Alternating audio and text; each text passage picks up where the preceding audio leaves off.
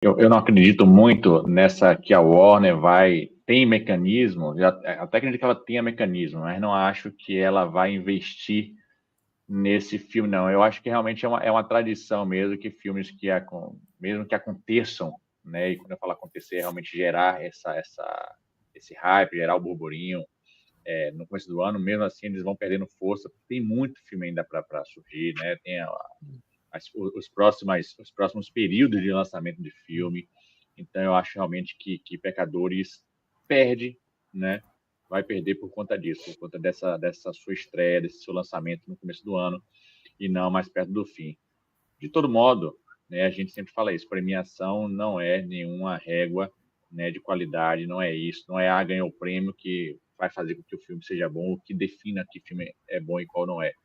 Então, independente disso, né, a gente não tem que ficar muito preocupado com quantos prêmios aquele filme tem. Ah, vou assistir aquele filme porque tem 11 Oscars, tem 5 prêmios em tal festival. Não, tem que assistir filme independente disso. E o Hugo falou dessa questão da experiência zero. Eu acho que o único modo de a gente ir para um filme sem. Aliás, o único modo que eu já fui para um filme sem nada realmente foi naquela dinâmica que a gente fazia no Sociedade, né, do amigo oculto. Ou seja, a gente tinha filmes ali que a gente nunca ouviu falar, a gente não sabe quem é o diretor, a gente nem sabe de qual ano tem, a gente não sabe quem é que faz, quem é que atua. Então, pronto, aí você assiste realmente um filme como se fosse de vendas, né? Você começa a tirar essa venda ao longo do filme. Mas fora isso, não tem como, né? Você treina, você tenta reforçar ao assistir um filme para você não realmente gerar essas expectativas, porque você tem uma simpatia com o diretor, você tem uma simpatia com aquela atriz, com aquele ator, com aquela temática. Então é muito difícil realmente você ir zerado. Mas a Uhum. nossa tentativa aqui, enquanto debatedores de cinema, enquanto os críticos de cinema, tudo isso é realmente de ir ao filme o mais neutro possível, né?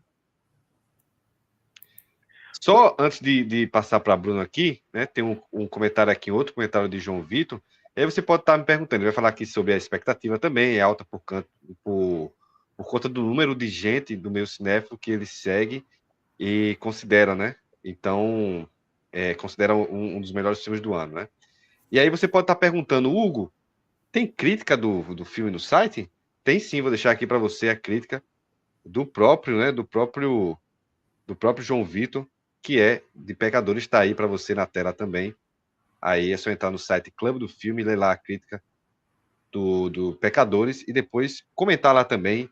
Se vocês quiserem comentar lá também com o João Vitor, nas redes sociais dele, é só seguir lá também o Instagram do Clube do Filme, com certeza você vai achar ele por lá.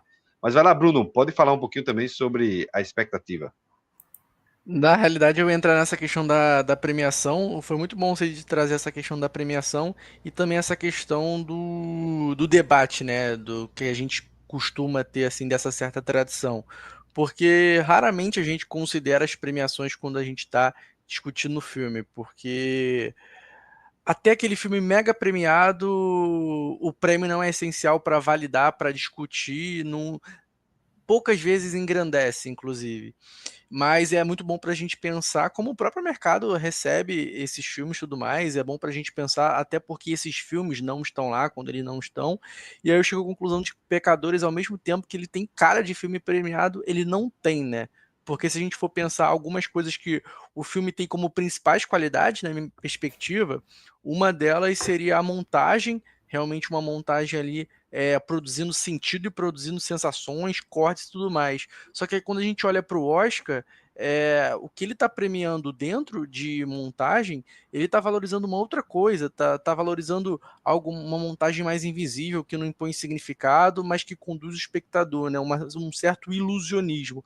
Pelo menos isso como regra, o que vai acabar dando montagem para filmes até de muitas vezes de maior escala, mas também consegue ser um próprio contrassenso e premiar um filme como Bohemian Rhapsody, né? Então parece que ser premiado em montagem pelo Oscar não é muito uma coisa tão boa assim. E algumas pessoas consideram, né, essa montagem que tem aqui no filme dos Pecadores, desse corte, assim, sugerindo o que aconteceu naquele momento que a gente não viu, como uma montagem espertinha, né? Eu acho isso um termo pejorativo, mas eu acho que se aplica muito bem aqui, de uma montagem que às vezes se sobrepõe, se sobressai, mas que tem o seu impacto, tem um impacto verdadeiro e duradouro. Acho que aquela cena, evitando spoiler, mas que o vampiro voa é sobre um personagem, e a gente fica ali meio na dúvida se aquele personagem de fato foi ou não atacado e tudo mais, e aquilo é revelado. Essa cena só tem impacto por conta dessa montagem, porque é a confirmação de uma sugestão feita anteriormente. Então é uma boa montagem, mas quem não está passando por esse tipo de análise quem está premiando o Oscar. O que mais que o filme. Com certeza. Às vezes nem assistiu.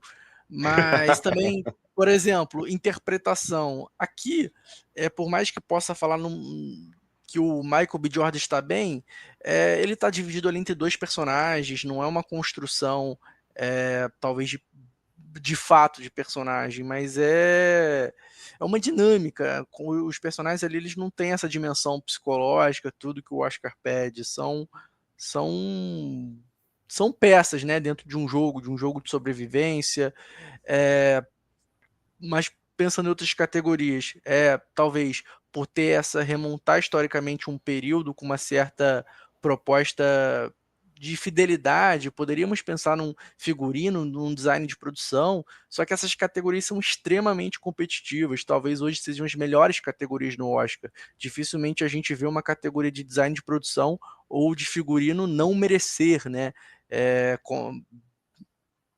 Não passa pela minha cabeça um filme que tem figurinos ruins vencendo o Oscar de figurino. É uma categoria que chega competitiva, como chegou, por exemplo, o Wicked no ano passado, com figurino incrível. Não lembro quem levou, mas tenho assim de cabeça. E forçando muito a barra, uma fotografia, talvez esse filme tentaria, mas não é algo muito determinante aqui, não é algo que chama muita atenção, porque o bom filme ele não precisa disso, ele não precisa que a fotografia se destaque, que o design se destaque. O filme ele vai se comunicar pelos códigos, elementos que ele acreditou ser necessários para passar uma determinada mensagem, nem a mensagem, né, mas uma experiência. Então é muito difícil encaixar esse filme num circuito de premiação, principalmente num Oscar, porque precisaria disso que eu falei. Que se enquadrasse em algo que o Oscar quer, que o Oscar premie e que estivesse totalmente desassociado de uma proposta, né? Como eu falei, uma montagem que, sei lá, não produz sentido, mas é fluida, invisível, tudo mais, para agradar um certo critério,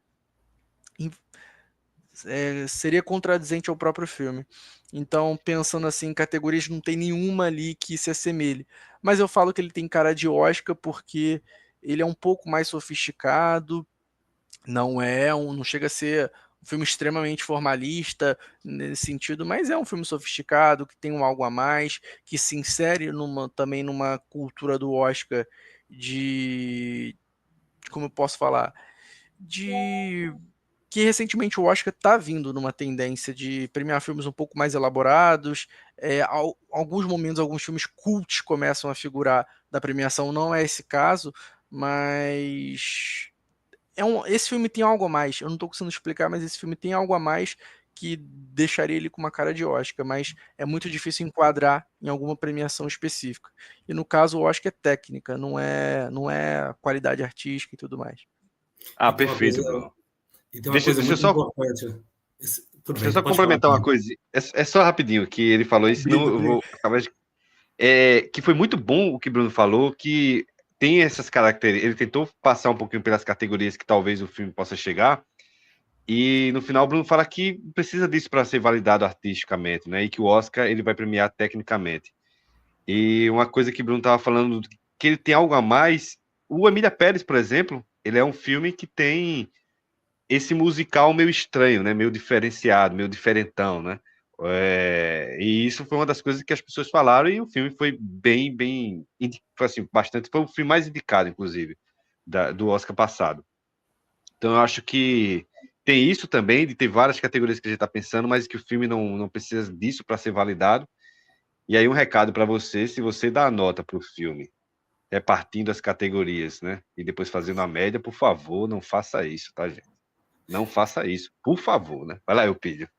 É uma coisa que a gente está falando aqui do filme, mas tem uma coisa que estava na minha cabeça o tempo todo, né? Esse é um filme de terror, né? Então só isso já dificulta a possibilidade Exato. dele ganhar qualquer prêmio.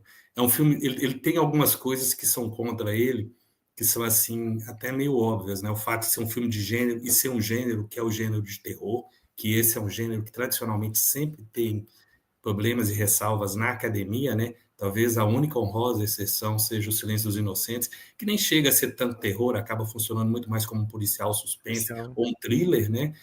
Tem uma questão que é um filme rentável, é um filme que se pagou e que está rendendo dinheiro, e aí tem sempre aquela questão, né? Nós vamos premiar aquele filme que teve a maior bilheteria, ou nós vamos premiar um filme que atende a determinados critérios, a determinadas características artísticas na concepção da academia. E tem um outro detalhe que é muito importante, que às vezes é muito escondido nesse filme, que gerou até uma certa campanha negativa contra ele, é que existe uma negociação específica do Ryan Coogler com a Warner, que daqui a 30 anos os direitos do filme retornam todos para o Coogler.